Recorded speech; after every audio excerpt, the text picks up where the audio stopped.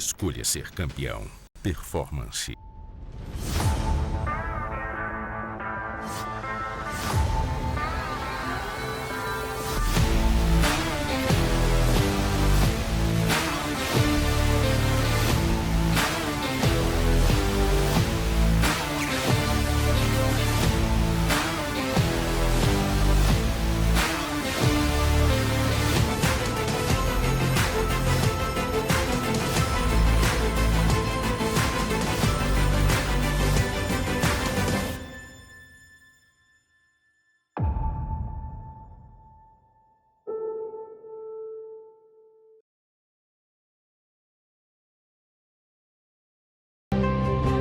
Em 2024, a Abravec comemora 35 anos de trabalho em prol dos médicos veterinários, da atividade equestre e do bem-estar animal. Além dos congressos e eventos, estamos envolvidos nas principais causas da equidicultura, por meio de comissões no Ministério da Agricultura, CRMVs, Câmara Setorial de Agricultura, apoiando o IBEC, além de participar ativamente das comissões para o bem-estar animal. Ações fundamentais para garantir respaldo técnico ao esporte, sanidade e atividades relacionadas à medicina equina. Para sediar esse evento comemorativo de 35 anos, escolhemos o complexo Royal Palm Hall, em Campinas, São Paulo. Um complexo de eventos inovadores de alta tecnologia para receber nossos palestrantes nacionais e internacionais, congressistas e expositores, nessa edição que ficará para a história da medicina veterinária equina. Os sócios da Abravec contribuem para que a entidade tenha cada vez mais força e juntos defendamos os interesses da nossa classe. Save the date, 4, 5 e 6 de julho de 2024. Abravec 35 anos. Uma associação ainda mais forte depende de você.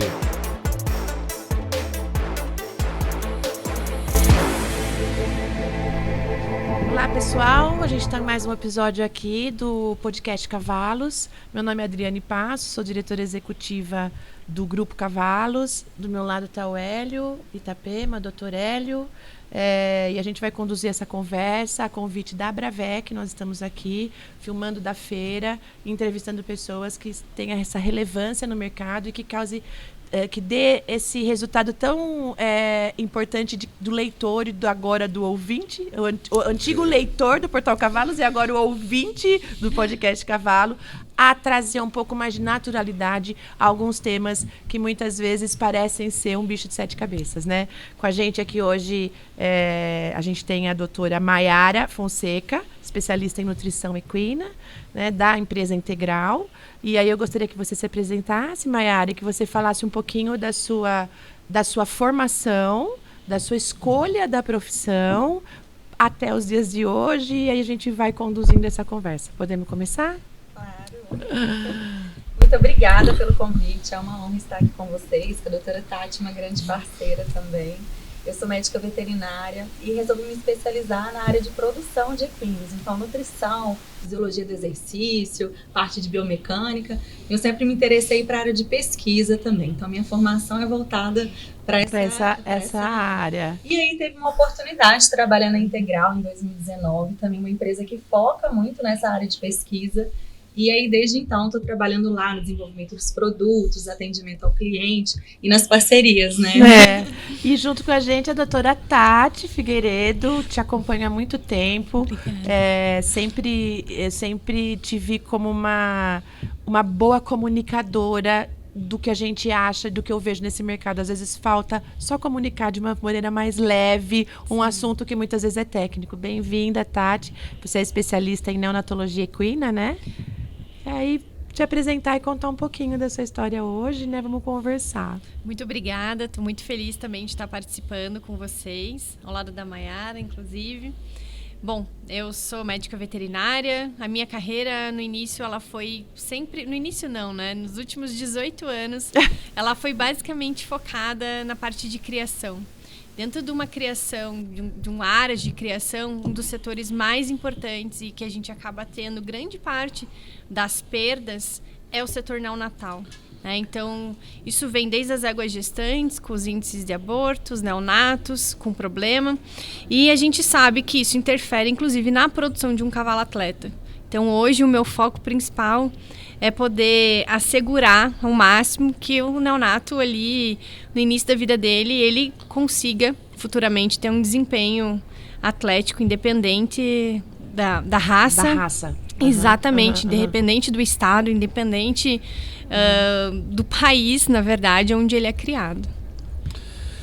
É engraçado, porque assim, eu conheço a Tati, como você disse, ela é uma excelente comunicadora, e quando eu falo excelente comunicadora, não é no sentido de passar informações, não só de forma simples, clara, mas também informações corretas, né? A gente acabou de discutir isso. A gente recebe um mundo de informações e muita coisa errada. E assim, a confiabilidade da informação é muito importante. Eu acho que a gente encontra isso, né? Então isso é muito importante. Eu falo como quase um leigo, não sou um leigo, porque como eu atuo com clínica, eu acabo se envolvendo no processo, né? No processo da neonatologia também. Mas, assim, não é longe de ser minha especialidade. Então, mas eu sei conseguir peneirar as informações boas, as informações ruins, mesmo não sendo da minha área. E parabéns, porque é muito bem claro e bom mesmo o conteúdo. Eu tava até falando com ele assim, né? Quando a gente começa a conduzir uma conversa, a gente tenta pegar o fio do caminho que a gente vai seguir, né? E aí eu acho que a gente poderia, que é uma coisa que até eu tenho muito interesse, apesar de eu não ser técnica, que eu só sou uma comunicadora do que já existe no mercado, né? Essa é a minha função. Mas eu acho que assim, falar dessa ligação do potro com a nutrição desde a neonatologia. Eu acho que fala muito. Quando você disse, nossa, acho que eu poderia falar com a Tati, eu falei, poxa, que legal, né? Então eu acho que trazer esse caminho pro ouvinte. Eu acho que nem só do potro. Eu acho que da égua gestante. Né? Da mãe, que exatamente. É extremamente importante. Só da égua, o passo antes, né? Da doadora, da receptora, do potro. Então chegar assim, né? Eu acho que nessa nutrição. Até o atleta. É. Acho que chegar nessa nutrição, né? Dessa mãe, né? E aí passar a bola para a doutora Tati. Não tem dúvida. A gente até trabalha muito juntas nesse objetivo, né? A nutrição, ela está envolvida praticamente em todos os processos fisiológicos, manifestações genéticas do animal. E hoje em dia já tem muitos estudos mostrando que a condição nutricional da égua, a condição de saúde da égua, interfere na vida atlética. Então, já tem potros que nascem já com alterações metabólicas, com predisposição a desenvolver problemas articulares, por exemplo, que acaba desenvolvendo, comprometendo a sua vida atlética. Então, na nutrição, a gente trabalha fornecendo esses nutrientes de forma equilibrada, adequada, junto com o acompanhamento gestacional, né? A gente trabalha muito focado, olha, essa égua aqui está com um excesso de adiposidade, está indicando alguma alteração, junto com a clínica, junto com todo o acompanhamento, para que nasça um potro de forma adequada e a gente, nos primeiros meses ali, fique bem atentos à nutrição da égua também para produzir o leite. Exatamente. E depois a adaptação dele aos alimentos sólidos até que ele possa se alimentar sozinho e a gente não perca a curva de crescimento, a nossa querida, né? Tão falada curva. Porque assim, né? Você estava falando e eu estava pensando no seguinte. Um proprietário, um criador, né? Que ele gasta uma fortuna numa ou cobertura ou enfim, no processo da fecundação, vamos falar dessa forma, seja ela qual for esse processo. Sim. Mas se não investir na alimentação da mãe, é a base. E ele acaba tendo também um alto índice de perdas gestacionais, tanto não tem por sentido, absorção, né? quanto por aborto. E além de ser comprovado, né, o baixo peso desses neonatos ao nascimento. Então isso interfere na curva de crescimento dele. Um grande erro também é achar que futuramente eu cuido disso. Não é. E aí a mesma você vai fazer coisa. uma sobrecarga no sistema locomotor. Você vai ter um potro que não vai conseguir ter uma viabilidade atlética. E existe uma resistência do criador, do proprietário, para ter essa conduta? Ou já existe mais uma consciência nessa formação? Essa é a minha pergunta. Eu acho que já evoluiu bastante. Evoluiu. Porque a gente consegue atuando em produção de índices. Entendi. Quando a gente avalia, então, peso ao nascimento, a curva de crescimento, os pesos ao longo dos meses, né, as gerações, então começa a fazer sentido esse cuidado, essa necessidade. Então, hoje já evoluiu bastante, embora ainda tenha que evoluir ainda mais. Né? Porque a receptora, às vezes, ela é considerada assim, um animal que não é zootecnicamente importante, né? Ela é bem negligenciada. Ela eu já ouvi muito sobre isso. Ela é. Ela é uma coitadinha na maioria das vezes, porque eu já ouvi tantas falas disso, né? E ela tá aí carregando ouro ali. Exatamente. Ela carrega o ouro. E eu acho que, assim, também essa evolução que a gente está tendo vem das pessoas das especializações. Que até pouco tempo atrás, Adri, o clínico era responsável por tudo. Então, como que eu vou lidar com o cavalo de esporte, com o potro manco, radiografar e ainda entender da receptora ou atender um potro que necessita de um intensivismo, que a gente sabe que a maior necessidade de um potro doente é o intensivismo. Sim. O que vai salvar esse potro é o intensivismo. É você ficar lá 24 horas com ele. Inclusive, é uma das coisas que me faz correr de neonatologia. Porque, pelo amor de Deus, é sofrido. E é frustrante. Porque o índice de perda é muito grande. Não é como um cavalo que você pega ele mal, você faz uma coisa e vai melhorando. Para ele cair numa curva descendente de saúde mesmo, de vida, é mais demorado. O potro não. Ele tá num dia 10 anos depois. Preciso defender a classe, né? Defenda, doutora. Eu vou defender essa Defenda, classe. doutora. O que acontece e que é muito errado é que a gente sai muitas vezes também da faculdade ou no nosso dia a dia, no mercado de trabalho, a gente atua muito com cavalo adulto. E tem uma frase clichê, mas é importante sempre falar ela, porque acho que o meu papel principalmente é desmistificar a neonatologia, né? Eu falo bastante sobre isso. Que um neonato não é um cavalo pequeno. Então, a partir do momento que você transpõe seus conhecimentos de fluidoterapia, de farmacologia, de alimentação, de um adulto para um neonato, você já saiu perdendo. Na verdade, o teu paciente saiu perdendo. E é o que acontecia 10 anos atrás. Exatamente. Não existia. Basicamente não existia essa especialidade. Eu cuidava do Aras todo. Exatamente. O não, clínico. Eu também. E eu durante fazia muita coisa errada. Anos. E eu fazia muita coisa que hoje eu sei que era errado. Sim. E devo ter perdido muito potro mesmo por estar fazendo errado. Hoje, essas especializações tiraram peso das minhas costas. Sim. Porque hoje é com elas.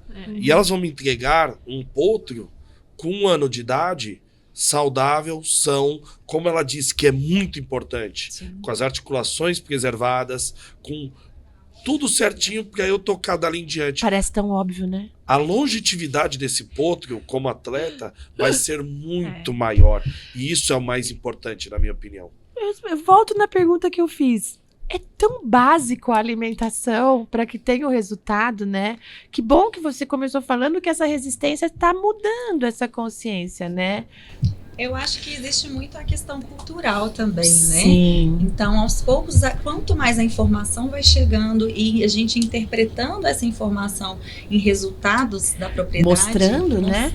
O resultado. Que às vezes a economia de uma categoria tão importante não vai valer a pena. Entendi. Então, essa deixar mais tecnificado, né? Mais racional, porque antes muitas coisas eram mais de cultura, sempre foi assim, deu certo, não é? Então a gente. E acho que também assim, além além dessa parte cultural, existia também falta de informação, né, desse público também, né? As coisas não eram dessa forma assim tão... Olha, se você fizer isso aqui, vai acontecer isso daqui. Eu acho que hoje é isso na alimentação, né? Não só desse público, da gente também. Eu como profissional... Todas as áreas da medicina veterinária tiveram que evoluir. Todas as né? áreas. Todas. Estamos evoluindo. Estamos evoluindo. Eu lembro que você saía da faculdade, você escolhia 2 especialidades, ou era reprodução ou era clínica. Acabou. Pronto. Hoje a gente vê as vertentes, então você vai sistema locomotor, você é gástrico, você pode ser fisioterapeuta, radiologista e sim, neonatologista. Então hoje você tem realmente uma gama de especializações, né? A medicina veterinária ela está evoluindo, principalmente na epiatria. Mas realmente a gente ainda perto das outras espécies, pequenos animais, nós estamos atrás. Mas a gente está chegando, Então, eu gostaria que você falasse, assim, acho que um pouco pra gente, doutora Maiara, qual seria um protocolo ideal para uma receptora? Vamos começar assim? Acho que seria um caminho legal. Sem dúvidas. Existe uma crença, né, de que a gente deve tratar melhor da receptora no terço final da gestação, né? Quando ela está correr atrás do prejuízo. Magra, vou dar uma raçãozinha, né? Não é assim? E, na verdade, a gente já tem estudos que mostram que desde o momento de implantação do embrião, quando né, chega ali a saúde do útero, naquele momento já influencia lá na frente. Então, o que a gente recomenda? Essa égua, quando ela for preparada para a reprodução, ela já tem que estar com a nutrição adequada, né? Um volumoso bom, sempre suplemento mineral à vontade e, dependendo da categoria, da qualidade do volumoso, uma ração de manutenção, né? Que a exigência nutricional dela não é muito grande, ela precisa se manter ali. E aí, ao longo dos meses de gestação, ela vai aumentar a necessidade de nutrição, principalmente no terço final, porque o potro vai ter um boom de crescimento. O ganho de crescimento. Mas se tem um prejuízo ali no início, já atrapalhou tudo. Se vocês forem elencar uma condição super importante, vocês colocariam ligadas à proteína, a extrato etéreo, que muita gente também liga a boa nutrição, a gordura.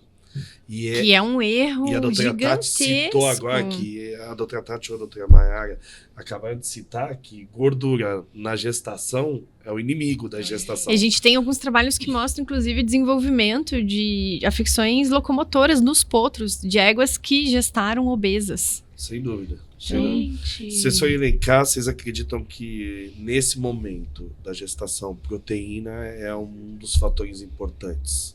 Sim, na verdade é um equilíbrio, né? Proteína, energia e os minerais. Porque às vezes as éguas estão numa pastagem que não é muito boa de minerais e o suplemento mineral, que é algo que acaba ficando barato na propriedade, ele é negligenciado. Então, às vezes, eu utilizo o sal branco, o sal de cozinha, que não tem todos os minerais que precisa. Ou então não deixa um acesso à vontade. E aí acaba comprometendo muito. Né? Então, é um momento em que a proteína é importante, sem dúvida, e os minerais também, e esse equilíbrio da energia. Porque se tiver muita energia e pouca proteína, não vai resolver o problema. Não. Muita proteína e energia baixa também não vai desenvolver o potro da forma adequada. Então, no início ali, mais uma questão de manutenção. E depois, nesse terço final, a gente já entra com uma ração, por exemplo, mais proteica. 15%, 16%. Né? No fim da gestação. A partir do 7º mês de gestação. E aí ela vai parir, né? Então, durante a lactação é o período de maior exigência. Porque ela tem. E aí muda de novo a alimentação. Pariu, muda. Pode ser a mesma ração, que ela tá ali na gestação, porém uma quantidade maior. Porque ela vai ter uma necessidade maior. Então, a gente faz, assim, na propriedade, divide em categorias. Porque fica mais fácil o manejo, né? Então, a gente, às vezes, em lotes diferentes, éguas no terço inicial, médio e final da gestação, éguas em lactação. E aí, na hora de fornecer esse alimento, a gente consegue calcular a quantidade e ajustar conforme o período. E aí, mesmo nesse ajuste, uma pergunta talvez seja bem simples, mas mesmo nesse ajuste, varia de receptora para receptora? Ainda assim varia? Varia. E, inclusive... Não tem a regra. Tem o indivíduo. Regra, a gente tem que observar. Indivíduos. Tem o indivíduo. Porque aí a gente entra junto com a equipe que tá ali monitorando a clínica, né? Para entender, essa égua também tem um problema de saúde? Ela está abaixo do peso? Ela está acima do peso? E aí a gente ajusta e trabalha sempre em equipe para poder ter a sincronia. Para você ter uma ideia, animais, cavalos, é muito comum, em determinadas raças mais ainda, resistência à insulina. Sim. Então, para você ter uma ideia de um problema que a gente enfrenta, obesidade em animais que comem meio quilo de ração. E você fala, como assim? Ela tá obesa comendo meio quilo de ração. Ela tem uma tendência a esse problema, síndrome metabólica, resistência à insulina, uma série de uma cadeia que desenvolve esse tipo de problema, que também é prejudicial nesse momento, né? Então, é individual, sim. É individual. É super individual. Uma vez eu cheguei numa propriedade que a proprietária falou que um cavalo não engordava. Uma propriedade de cavalo de passeio, mas eles tinham 15, 16 cavalos de passeio. E falava, poxa, olha aquilo lá, tá super gordinho e ela não. Aí eu olhei e falei, sim, é um pônei. que já tem propensão assim no metabólico. Há várias propensões. E o outro cavalo era um BH. Aí eu falei, tá comendo quanto de ração? Ela falou assim, 2 quilos. Eu falei, é pouco, porque esse cavalo é um cavalo que vai pesar gordo, em bom estado, vai pesar 500 quilos. Então é pouco ele comer 2 quilos. Mas é a mesma coisa que a gente dá pra aquele, ele tá gordo. Eu falei, sim, é muito pra aquele. Entendeu? Então, quer dizer... E ao mesmo tempo também, eu já atendi emergências de cólica, que o cara falou que o animal comia 2 quilos de ração. Quando eu passei a sonda, saiu muita ração. E quando eu falei, ele não come 2 quilos aí pro senhor, come. Eu falei, ele fica onde? Naquele piquete com mais 10 cavalos. Ele dava 20 quilos num coxo, junto, e que é o manejo comum com receptora, não é? É um cuidado que tem que se tomar também, é muito... Entendi. Criar cavalo é criar indivíduo, né? Então é desde da gestante, enfim, são indivíduos, né? Cada um come uma quantidade, tem um motivo, isso é importante. As pessoas acham que é difícil individualizar, e não é. Na quando tropa. a gente organiza, né, os tratadores, eles conhecem os animais. Então a gente facilita agrupando animais semelhantes, igual eu falei, das categorias, e eles sabem. Então é um ajuste pequeno. Essa daqui tem que dar um pouquinho mais. A necessidade, então, desse conhecimento, na verdade, de novo, né? O custo-benefício é gigante quando você faz essa organização da tropa para a alimentação dessa tropa. Ele faz toda a diferença no todo, né? Você evita desperdícios Sim. e excessos em alguns animais e falta em outros. Entendi. A gente precisa fazer um intervalo agora, né, Rô? E daqui a pouquinho a gente volta e aí a gente vai falar um pouquinho da passagem para o neonatal. Ok.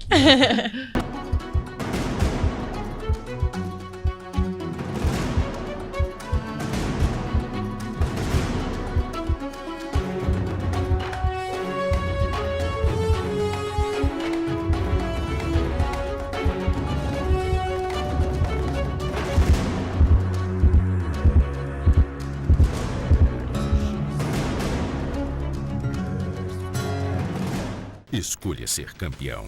Performance.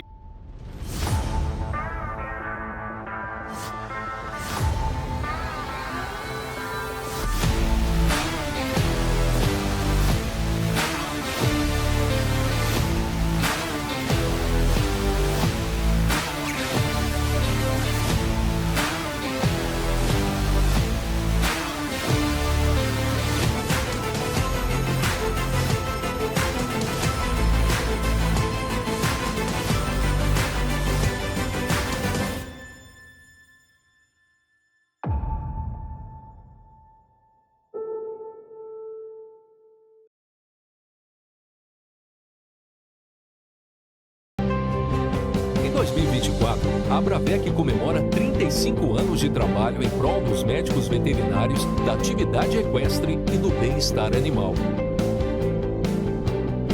Além dos congressos e eventos, estamos envolvidos nas principais causas da equidiocultura, por meio de comissões no Ministério da Agricultura, CRMVs, Câmara Setorial de Agricultura, apoiando o IBEC, além de participar ativamente das comissões para o bem-estar animal. Ações fundamentais para garantir respaldo técnico ao esporte, sanidade e atividades relacionadas à medicina equina. Para sediar esse evento comemorativo de 35 anos, escolhemos o complexo Royal Palm Hall, em Campinas, São Paulo. Um complexo de eventos inovadores de alta tecnologia para receber nossos palestrantes nacionais e internacionais, congressistas e expositores, nessa edição que ficará para a história da medicina veterinária equina. Os sócios da Abravec contribuem para que a entidade tenha cada vez mais força e juntos defendamos os interesses da nossa classe. Save the date, 4, 5 e 6 de julho de 2024. Abravec 35 anos. Uma associação ainda mais forte depende de você.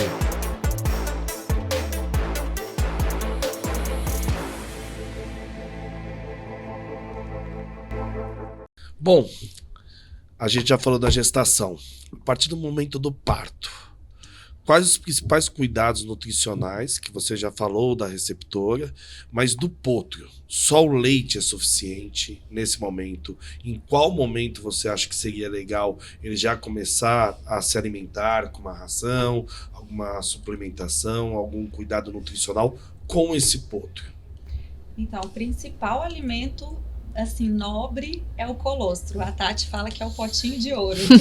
E é também na nutrição, porque além dele ter os nutrientes ali para o neonato, ele ajuda no desenvolvimento do trato digestório daquele potrinho que acabou de nascer e está indo para o mundo aqui fora, né? Uhum. Então, a gente precisa cuidar dessa qualidade do colostro, seja já nutrindo bem a égua, fazendo todas a vermifugação, vacinação. E muitas vezes a gente recomenda fazer um banco de colostro. Uhum. Então, utilizar as éguas, né, que tem uma boa qualidade de colostro para manter esse estoque no ar, assim, quando faltar você tem ali, você descongela e fornece para o potrinho. Então, primeiro é a preocupação com o colostro. Depois, realmente, durante os 2 primeiros meses, o principal alimento vai ser o leite da égua.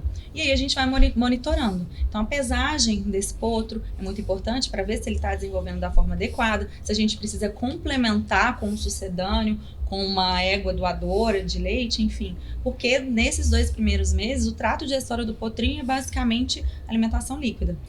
Quando ela fala de sucedâneo, é o substituto do leite. Ah, tá. Isso. É o substituto do leite. E deve ser adequado Então, por para 2 meses é líquido. Basicamente, sim. Basicamente, e aí a sim. gente vai começando a introduzir o contato com a ração. Porque desde os 7 dias ali, ele vai fazer o que a mãe tá fazendo. Então, ele mordisca o feno, a raçãozinha da mãe, e aí ele vai se acostumando a ingerir. Começa o sistema digestório dele ficar maduro para começar a digerir a ração. E o volumoso mesmo, o feno, o capim, ele vai aproveitar em torno de 3, 4 meses de idade. Que ele vai formar toda a microbiota e tudo. Então, o que a gente indica? Em torno ali de 7 dias, já começa a colocar um pouquinho de ração para potros, né? Porque ele ainda não pode. Na quantidade também correta, né? Correta, bem pouquinho, porque ele tá, né, se acostumando ali. E aí a gente vai acompanhando. Cheirando. Ele é... Os potros são muito observadores, né? Então, Sim. o que a égua faz... Ele vai fazer. Ele vai fazer. E aí ele precisa achar a coisa certa. Exatamente. Ele precisa achar o certo, né? E assim, nesses 3 meses, você tem a janela de imunidade, né? Que o colostro, ele fornece imunidade para o potro, é um dos principais fornecedores de imunidade do potro, tá? De GG e GM, para que ele sobreviva consiga lutar contra as agressões que ele vai encontrar no meio ambiente a partir de então, porque até então ele está protegido pelo trio da égua. Se eu falar alguma besteira, doutora, por favor, pode me corrigir, porque não é minha especialidade, vou voltar a isso. Só que depois desses 3 meses, que aí a gente enfrenta outro desafio, porque a imunidade do potro já dá mais uma caída, né? Pode dar mais uma caída. Na verdade, o potro, ele tem várias fases desafiadoras, né? Voltando um pouquinho na questão da ração, hoje a gente utiliza a ração, inclusive, para que com os 3 meses de lactação, a égua reduz muito qualidade e quantidade do leite. Então, se eu deixo para começar o fornecimento da ração com 3 meses, esse potro vai começar a acostumar, vai começar a comer, vai comer pouquinho ainda, às vezes nem mexe ainda na ração. Então, como a gente faz no sistema de criação focado em curva de crescimento, desenvolvimento individual, você já vai colocando a ração nesse intuito de preparando, inclusive, esse indivíduo para os 3 meses ali, que é uma fase que ele já está bem mais independente, né? Tanto emocionalmente da égua, ele já consegue comer uma quantidade, inclusive, adequada e aproveitar os nutrientes. Então, é bem importante. E em relação à janela imunológica dele, ele é desafiado em vários períodos. Por exemplo, um potro que não teve acesso a um colostro. Algo muito comum. Porque se a gente tem uma égua... Muito. É muito comum. Se a gente pensar que a gente tem uma égua que não foi alimentada adequadamente, um score corporal baixo, como ela vai produzir um colostro? Não vai conseguir. Ela não vai produzir. Então, a gente tem uma égua que pariu, às vezes não tem leite, não tem produção de colostro, que é muito comum, né? Éguas, inclusive, galácticas, não produziram leite. Elas não têm leite naquele início da vida. E ela também pode não estar monitorada, porque nasceu, ele não pegou o colostro, como é que viu depois de 2 dias no pasto? Não sei vai lá. ver. Não vai ver. A chance de você já encontrar esse potro em óbito é enorme. E aí a gente fala novamente dos princípios básicos tão fáceis a gente instituir, implementar os cuidados e conseguir ter resultados melhores na área. Então, se a gente parte de um potro de égua que não recebeu alimentação, tinha um score baixo, pariu, não tinha produção de colostro, esse potro já tem uma deficiência imunológica muito grande. A chance dele é muito pequena. E eles nascem com um sistema imunológico presente, sim, mas eu falo que é um sistema imunológico amador. Ele não se profissionalizou ainda. Ele precisa aprender. E aí ele tem um ambiente, que é o cenário, não só dentro do Brasil, fora do Brasil, também. Que é um cenário que faz com que o potro seja desafiado constantemente. Então, superlotação, áreas pequenas, o manejo errado, muita sujeira, piquetes com número de nascimentos muito grandes, que não são limpos. E aí a gente tem infecções bacterianas e um índice de óbito gigantesco. Qual é o índice de óbito hoje? Como que a gente mede esse índice de óbito? Como é que... existe uma medição? Ele depende muito da propriedade. Toda propriedade que eu trabalho entendi. Vai ter um índice diferente. É diferente, exatamente. Depende do manejo, né? Depende do manejo, do que você consegue instituir. Entendi. Mas eu sempre falo, estabelecer o teu índice no ano de 2022... Você vai trabalhar para reduzir no ano de 2023. E o engraçado é que as pessoas só são... algumas áreas só chamam um especialista quando tem um problema. Doutor, eu estou com uma infestação de rodococos. Pô, aí você já está com o problema instituído. Você podia ter me chamado há 2 anos atrás.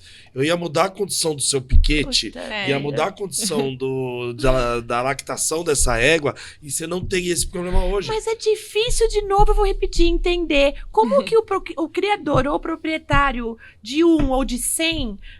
que investe tanto na formação desse potro não ir no básico. É difícil de você entender isso, né? E é cultural, e a gente vê diferença, inclusive, entre as raças.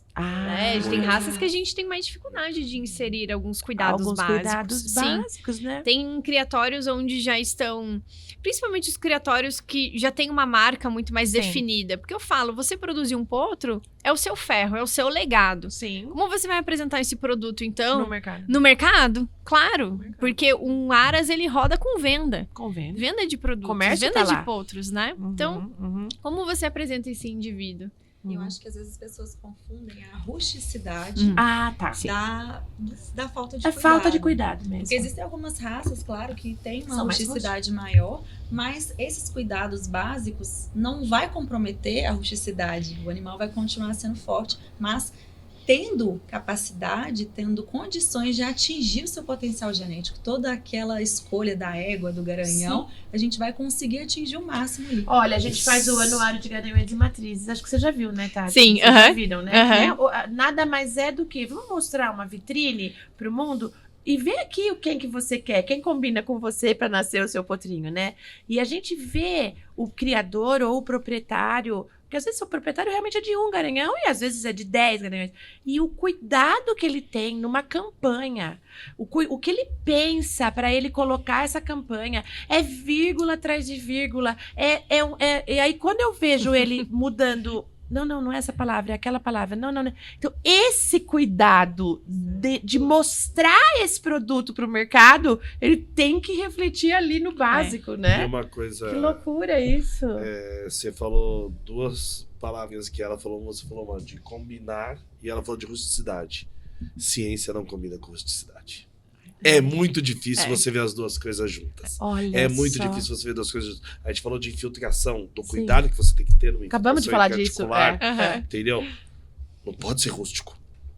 Uma infiltração não pode ser rústica. De jeito nenhum. Entendeu o que eu tô falando? De jeito nenhum. É ponto final, né? Se você expor um potro que não tá imunizado o suficiente com um ambiente rústico, porque rústico me leva a pensar o quê? Em bactéria, em... pedaço de pau no meio do piquete. Exatamente. Prego. Há muitos mais desafios. Quanto mais desafio você impor para um potro, é mais difícil ele passar de fase. Isso mesmo. Então, quer dizer, eu acho que a rusticidade está na hora disso É o Mario Kart, né? O potrinho vai, caiu, subiu, o potrinho vai, caiu, não é isso? Tem potro que é bem assim a vida mesmo. Né? É o Mario Kart. Cai no gato. Daqui a pouco ele vive, daqui a pouco pra de novo. Eu vou te falar uma coisa, a Bruna Fonseca fala uma frase sensacional, cara. Que cada dia novo na vida do potro é um milagre. Porque ele se desafia muito mais do que só o ambiente contra ele, né? Eu vou fazer uma pergunta que eu realmente não sei.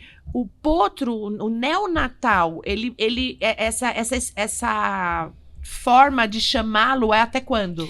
A gente costuma utilizar nomenclatura... Na verdade, sim. Se a gente for olhar literatura, nós temos diversos autores que colocam tempos determinados. O que eu, Tati, sigo. Então, se é um potro que nasce sem sinais de imaturidade, isso é uma questão muito importante para nós que trabalhamos na área. Então, quem são os imaturos? Os potros que nascem muito pequenininhos, que estão abaixo do peso, que às vezes têm um abaulamento, inclusive, da face. Eles nascem com sleep hovers, que é uma membrana persistente no casco. Essa membrana fica persistente ali, às vezes, nos primeiros dias de vida, ela não desgasta. A gente tem algumas outras questões imunológicas. Enfim, é um potrinho mais desafiador. Então, se ele não nasceu com sinais de maturidade... 15 dias ele é neonato, a partir de 15 ele entra na categoria pediátrico. Pediátrico. E ele vai ser um potro pediátrico até o aparte. Depois ele é considerado potro. Então, se ele é um potrinho com imaturidade, esse período é estendido por 30 dias, principalmente pelas questões de ossificação incompleta que eles costumam ter em relação aos ossos cuboides do carpo e do tarso. Então, a gente estende para 30 dias e o período pediátrico começa com 30 dias... até o aparte novamente. E eu tenho uma pergunta que é até um pouco polêmica. Ultimamente, está havendo uma discussão no meio equestre, clínico, veterinário, sobre o desmame. Tem muita gente discutindo de cavalo com, acredite, 2 anos de idade mamando ainda. Entendeu? Porque na natureza não existe esse processo de desmame com 3, 4 meses. E clínicos renomados, pessoas, não sei se vocês já viram algum tipo de discussão dessa nos grupos de WhatsApp e tudo tal. Qual a opinião de vocês a respeito do tempo de desmame? Em qual momento é o melhor momento de desmame? No que isso pode ser favorável ou prejudicial para o potro? Eu acredito que a gente deve ter dados. Né? Existem várias propriedades que a gente trabalha com a condição do potro. Então, fisicamente, ele já está se alimentando bem, sozinho, né? Ele tem um peso adequado para a gente fazer o desmame, para ele passar por uma nova fase. E mais importante do que isso, né? Primeiro, esse é o primeiro ponto, se ele está preparado. E o segundo ponto é a forma que é feito o desmame. Muito importante. Existem muitas pessoas que tiram o potro, por exemplo, da égua e colocam dentro de uma baia, junto com outro potrinho. Então, é um desmame muito traumático. Imenso. Já tem outras formas. O cavalo, ele é muito social. Então, às vezes, a gente vai tirar a égua daquele ambiente. E então, ele permanece ali. Continua lá com as outras éguas e os outros potrinhos. Aí tá na fase de apartar outro, tira a égua. Então, assim, ele continua num ambiente em que ele está em convívio com os outros potros, que ele tem referência de outros cavalos. Enfim, foi um exemplo de uma forma menos traumática. Então, depende, assim, será que realmente o desmame natural, ou seja, ele... Quando que vai ser na natureza que ele vai desmamar? Às vezes ele nem mama mais, ele só fica... Tem uma questão emocional muito grande, né? Em relação... O bebê e a mãe. E a gente vê, inclusive, o comportamento do potro, a partir de 3, 4 meses, ele fica brincando com os amigos. Aí ele fala, meu Deus, eu vou lá na minha mãe e vou lá dar uma mamada. Ele vai lá dar uma mamada e tchau de novo. Tchau, mãe, daqui a pouco eu volto. Então, antes... independência já. Exatamente. Natural.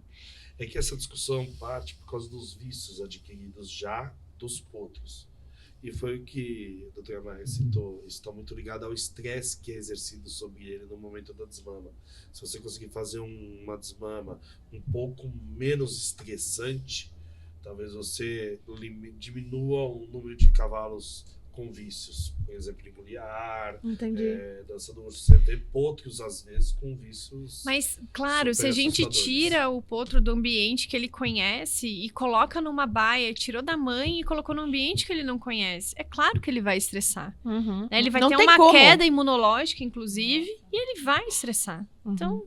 E com esse acompanhamento também, se a gente está ali monitorando o potro, pesando, hoje a gente já tem propriedades em que nessa fase do desmame ele não para de crescer, ele não para de ganhar peso. Não para. Justamente porque que é a famosa curva do crescimento. Exatamente. Então, por quê? Porque a gente cria um ambiente, um manejo em que ele não está sendo estressado e acompanha nutricionalmente ali, clínica.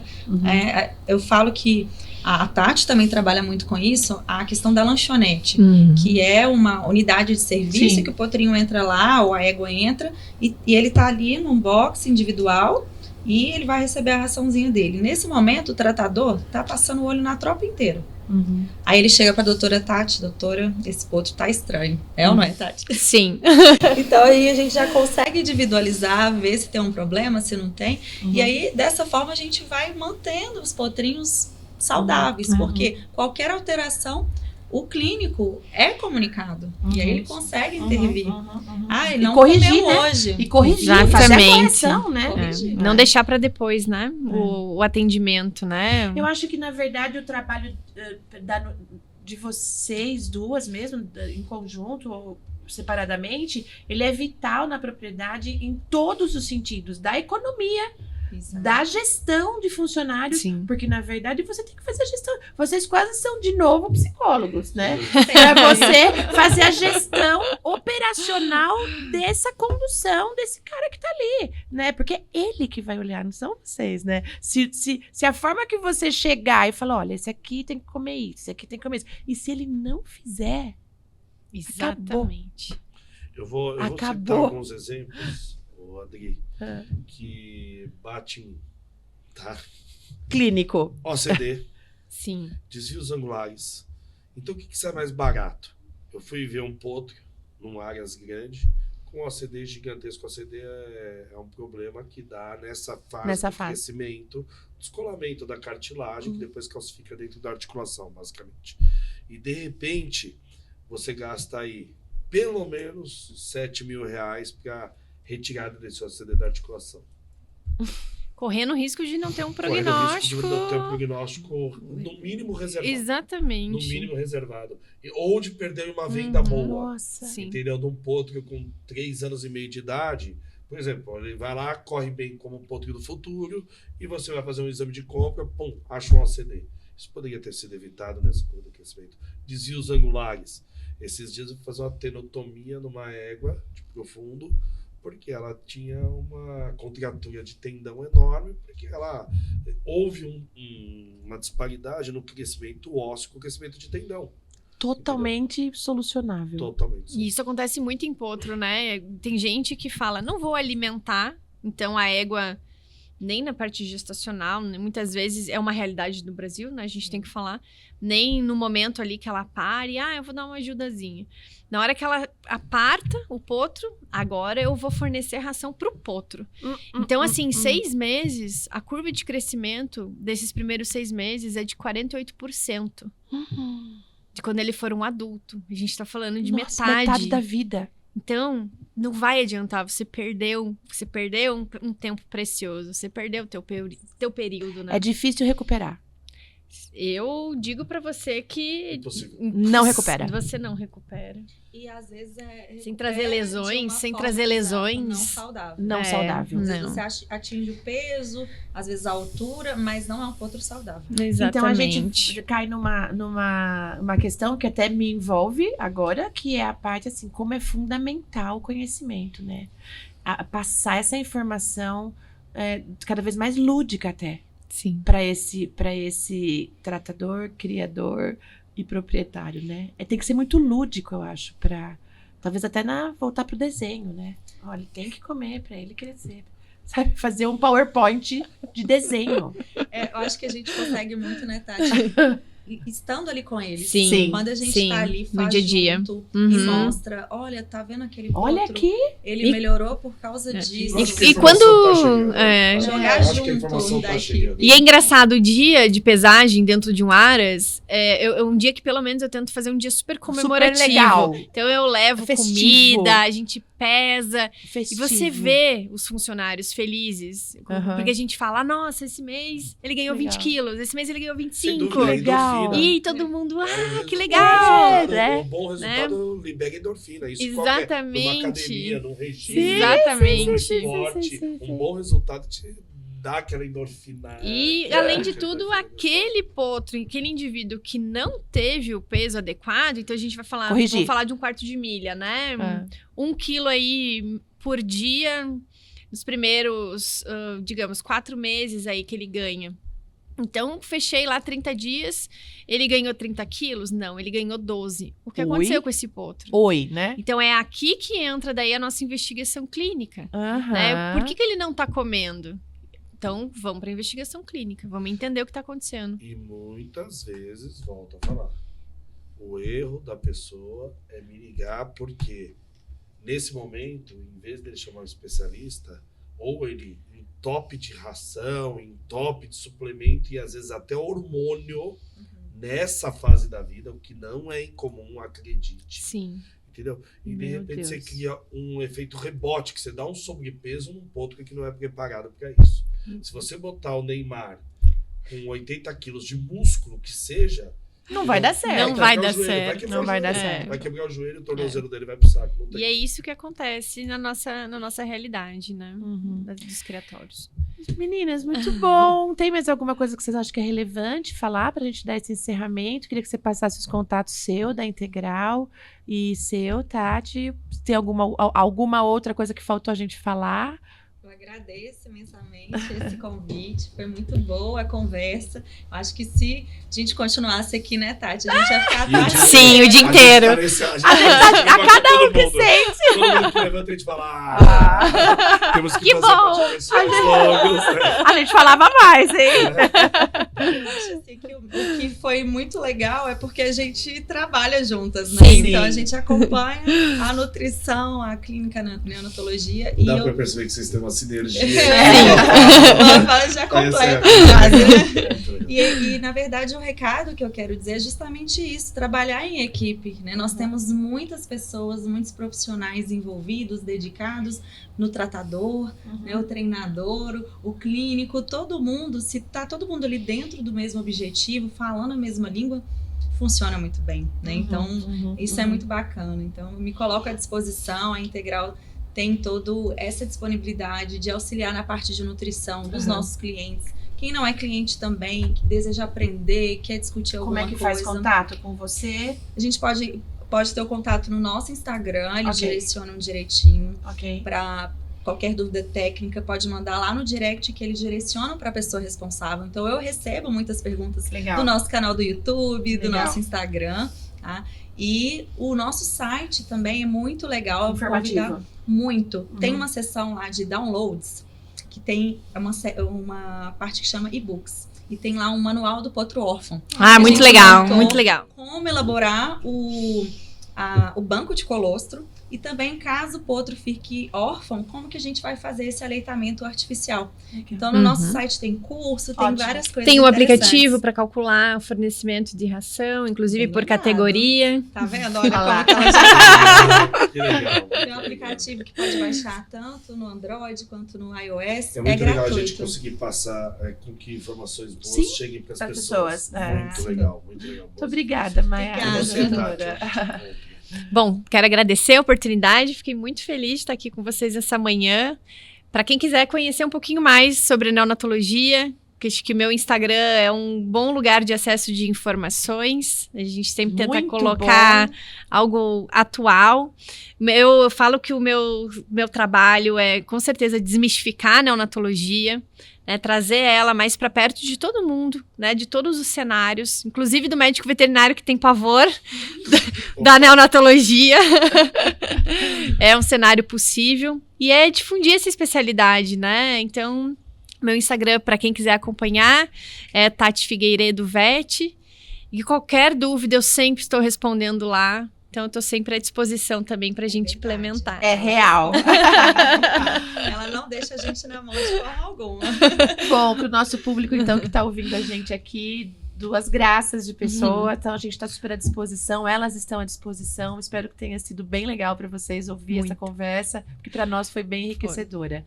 Mais uma vez, eu gostaria de agradecer o professor Marco Avarenga e o professor Silvio Piotto, que nos permitiu estar aqui na Abravec fazendo esse trabalho. Para nós está sendo de grande valia, né, Hélio? E a gente está muito contente em estar com vocês aqui. Muito obrigada e até a próxima. Valeu!